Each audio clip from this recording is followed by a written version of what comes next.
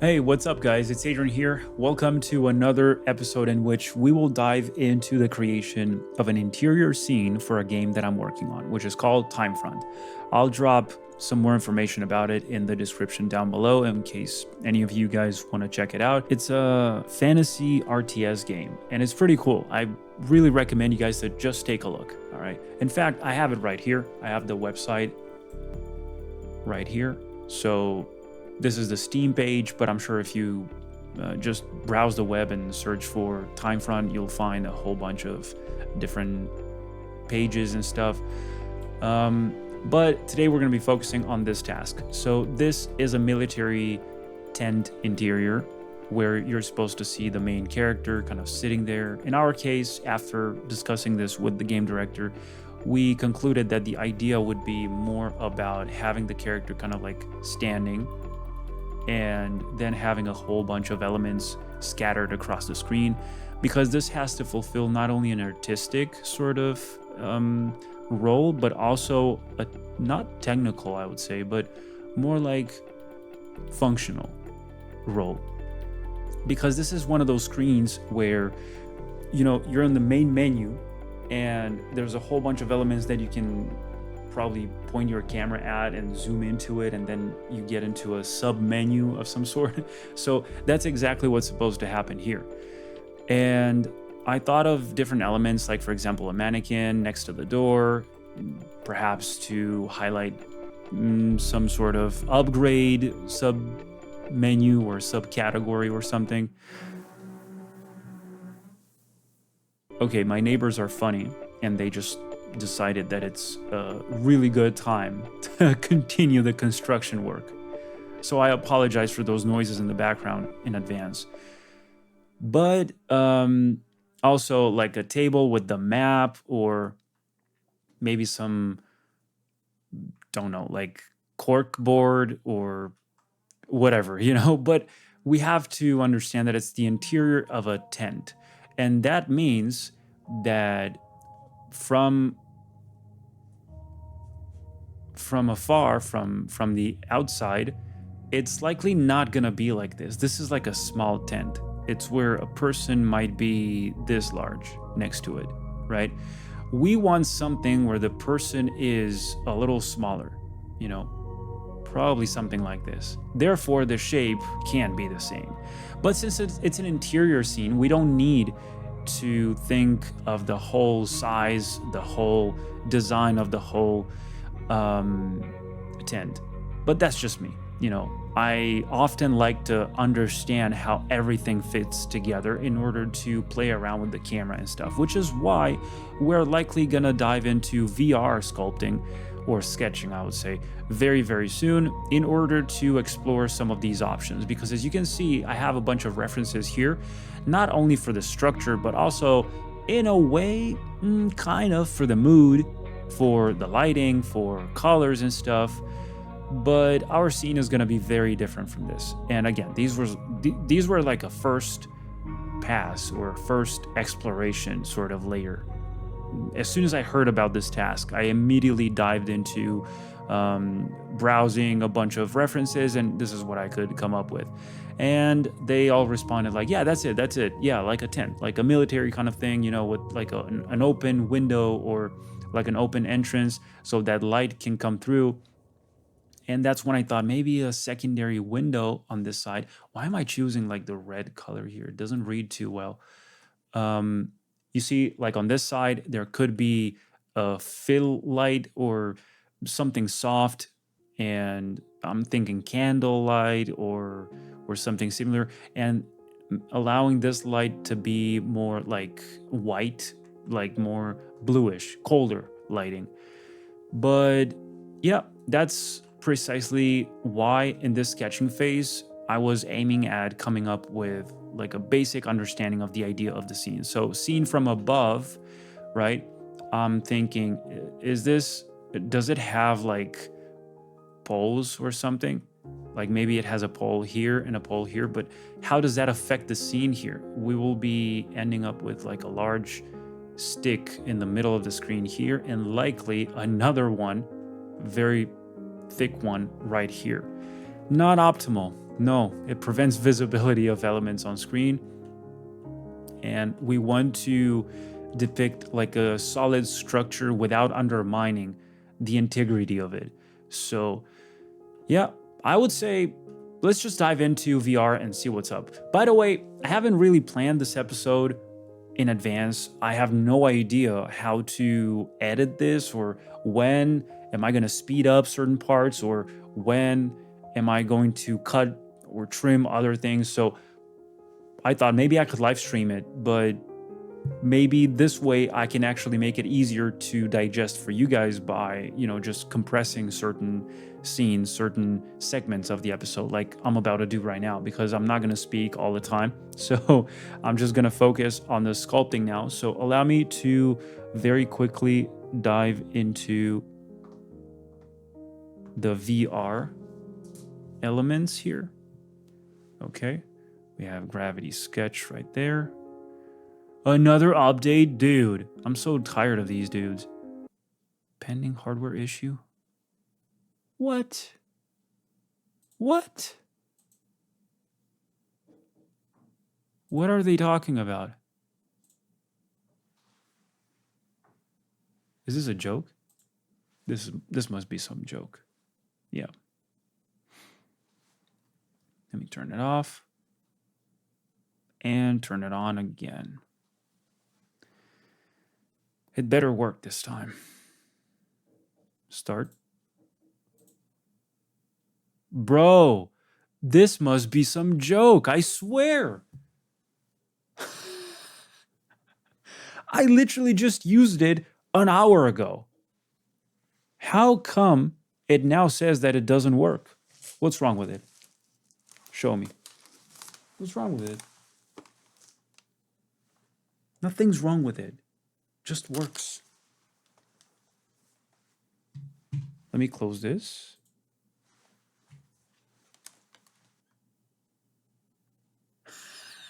And now it just works.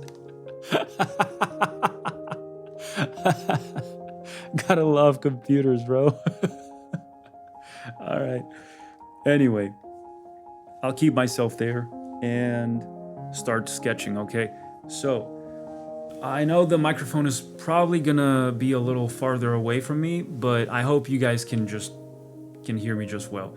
Normally, I would be using like a reference board or something, but in this case, the idea is pretty simple, and all I have to do is just to explore. So let's go ahead, create like, hold on. Let me get my panels out here. This one, I'll need the layers.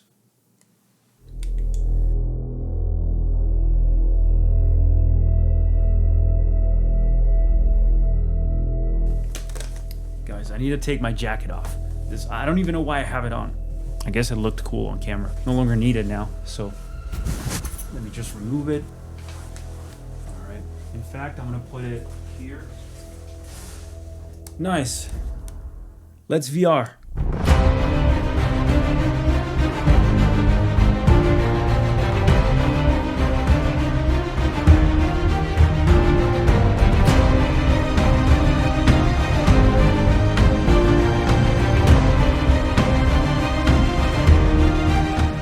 Downside of this tool is that it doesn't have a polar symmetry thing. So everything I do on one side, I have to manually replicate on the other side, but it's fine.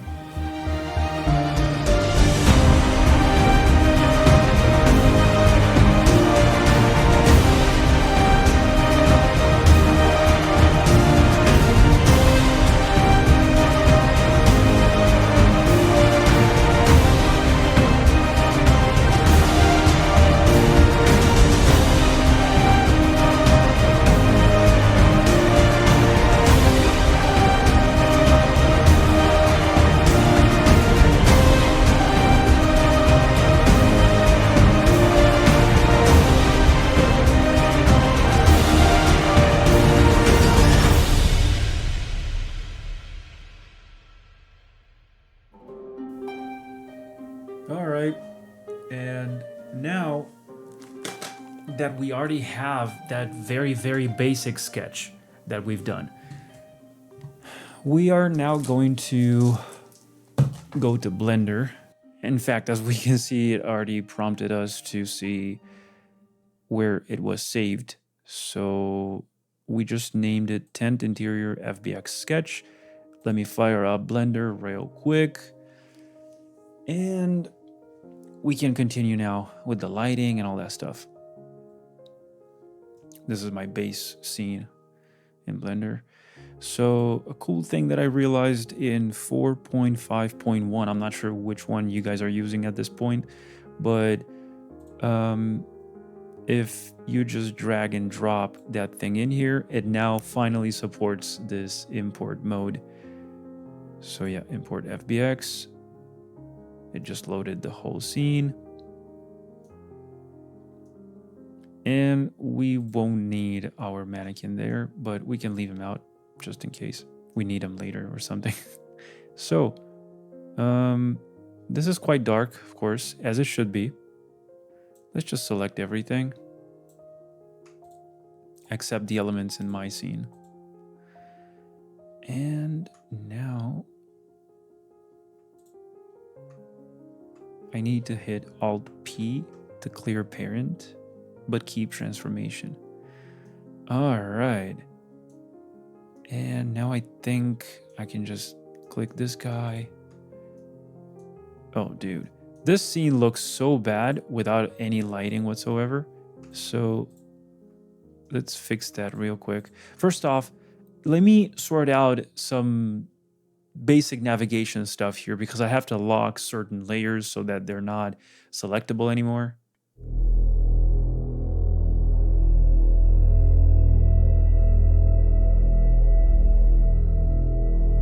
And now I can finally join them. Cool. I need to do the same with this table here.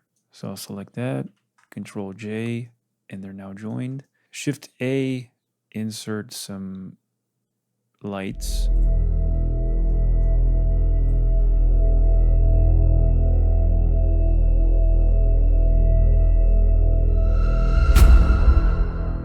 I'm not sure exactly if it looks good with that lighting there, but it has to be slightly warmer. Yeah, like that, so that we can have some cold lighting somewhere in the back or something. Bro, what is this cross here? Delete this stuff. Let's insert a camera now. Camera. All right, this is what we've been here for this entire time. We needed this camera. Press 0, and now press N, view, camera to view. This is what we want, so that as long as the camera is selected, we can just move it around. Oh, hold up. I already had a camera in my scene. This roughly looks like what we had there earlier. Let me see. Well, kind of. I mean, it ain't perfect, but it's there, you know. The idea is still the same. We've got our table. Perhaps we can increase the focal length a little bit. Let's see, where's that? Focal length right there. So maybe something like a 35 millimeter. It's slightly wider. If I go any wider than that, maybe 24 millimeters. It's a little... It's kind of too much, but it's not. It looks like it's fine. In fact, this might be our scene right there. And I think I want the dude to be... I want him to sit there in the light while his face is like in the shadow. Yeah, that looks cool. That's a good idea. I like that. This is Eevee and this is Cycles. So I guess the RTX, and not RTS, that's the game. RTX is what we're using here, the technology for the rendering engine. So RTX really makes a difference in the way light bounces around.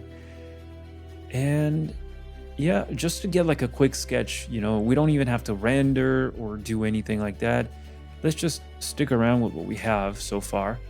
Hide these elements, all the lines and all that stuff. So just grab a screenshot like this. Come here. At least we now have something to work with. I'll just stop using everything else. The VR thing is over, so I don't even need it anymore. And now it's time to paint this up. Enjoy the time lapse.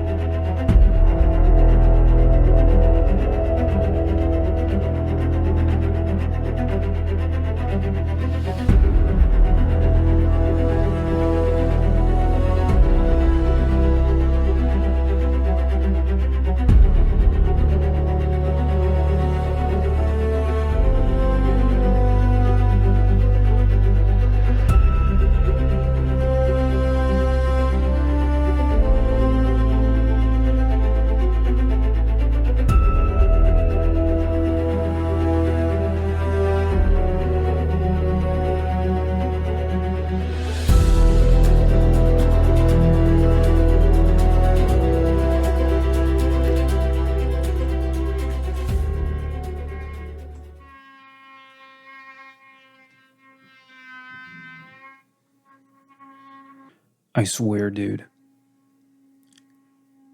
Those guys?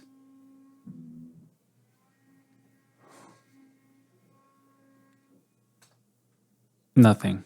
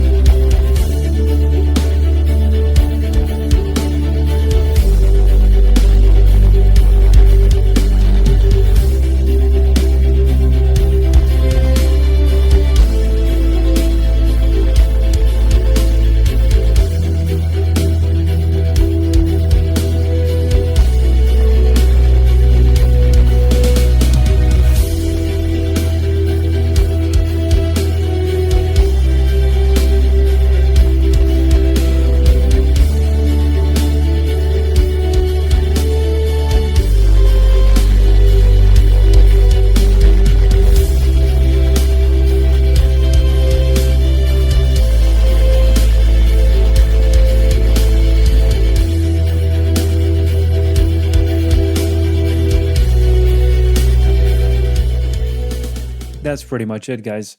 I don't know what else to do to it right now. So I guess this is okay for like a sketch. I mean, take a look. It's pretty much what we wanted, but slightly more decorated to kind of explain some more stuff about the elements on the screen. This was the basic sketch at the beginning. And not only we turned the character into a standing character instead of sitting like that, but we sort of followed the basic principles that we've already established in the very beginning. So, yeah, I hope you guys liked this episode. It was a simple one, but I will definitely have to continue this round if this version moves on. Unless they don't need any further details on the scene and they already got the idea. Anyway, I hope you guys enjoyed this unusual art video on my channel, which it's been so long since I made one of these art episodes, and I actually want to do some more of this stuff. So expect more. Thank you guys for watching. I'll see you in the next one, but until then, take care. Let's keep learning. Keep growing, keep improving. It's who we are. It's what we do. Bye-bye, guys. God bless.